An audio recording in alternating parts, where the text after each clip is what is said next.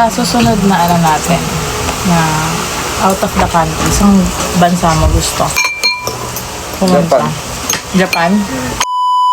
Noon pa man, may isang pangarap na ang aming Daddy Jaylor. Yun ay ang makapunta sa Japan. Hindi ito yung pangarap na malakas niyang sinisigaw.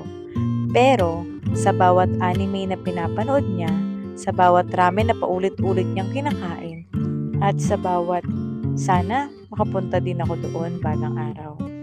Alam naming may isang parte sa puso niya na gustong-gusto niyang marating ang bansang Japan. Alam naman natin sa dami ng gastusin, sa dami ng responsibilidad bilang ama, minsan nauurong ang sariling pangarap para mauna ang pamilya. At sa totoo lang, hindi siya nagreklamo kahit kailan. Kaya naman ngayong Father's Day, bakit di kaya natin subukan to pa rin ang isa sa mga pangarap ni Daddy Jaylor? Subukan kaya natin siyang i-surprise. Dadalhin ka namin sa Japan at all expense paid. Oo, tama ang narinig mo. Libre lahat. Pamasahe, pagkain, at experience. Pero may konting twist nga lang. Dito lang muna tayo sa Pasay. Stay with me. Mayonaka no doa o tataki. Kaeranai de tonaita. Kaya welcome sa Gala Food Park, ang Japan-inspired na food haven na swak sa budget. Di mo na kailangan ng visa dito. May parking din sila kaya kung magdadala kayo ng sasakyan, walang problema. Open sila araw-araw from 10 a.m. to 10 p.m. Perfect sa family bonding, barkada catch-up, or kahit solo flight na food trip. At para mas ma-feel mo na nasa Japan ka talaga, bakit hindi mo subukan magsuot ng kimono?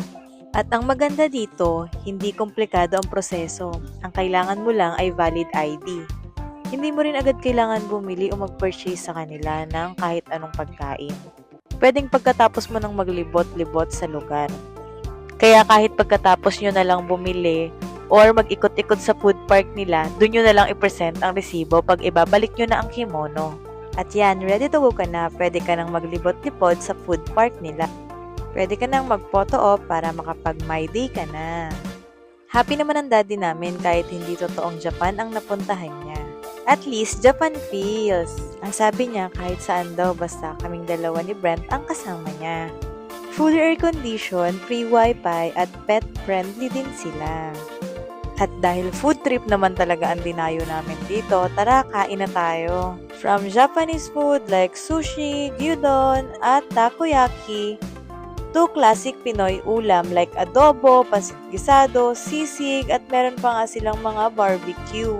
Bukod sa Pinoy dishes, meron din silang Macau egg tart. At guess what? Kalasa talaga, ang sarap. Egg tart. Kapag nauhaw ka naman, huwag kang mag-alala, maraming pwedeng bilihan. Meron silang mga fruit shake, juices, at marami pang iba. Level up mo pa ang experience sa rooftop garden. For only 1,000 pesos at consumable pa ito may VIP feels ka na. With city view at fresh air pa. Ang mga may VIP card lang ang allowed pumunta sa rooftop, kaya i-check muna ito ng staff ng Gala Food Park. Wrong timing nga ang punta namin dahil tirik na tirik ang araw at sobrang init. Kaya i-advise ko na gabi or padilim na lang kayo umakyat dito kung balak nyong pumunta sa rooftop. Ganun pa man, sulit naman yung akyat namin kasi feel namin na para talaga kaming nasa Japan. Kasi napakaganda ng pagkakagawa nila dito.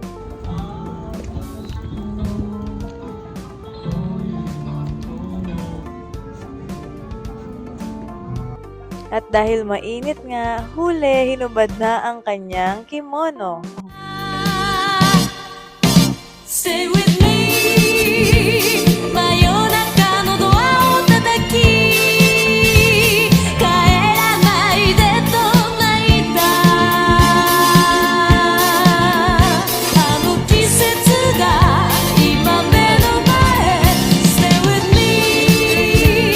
Kuchiguse o inagara.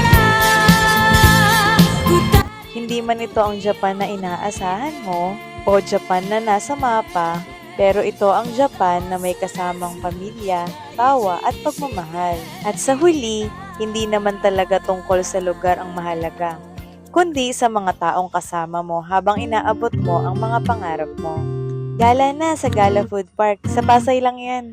Kain, kwento at kulitan na parang nasa Japan. Kaya Happy Father's Day sa Daddy Jaylor namin. Arigato gozaimasu. Bye!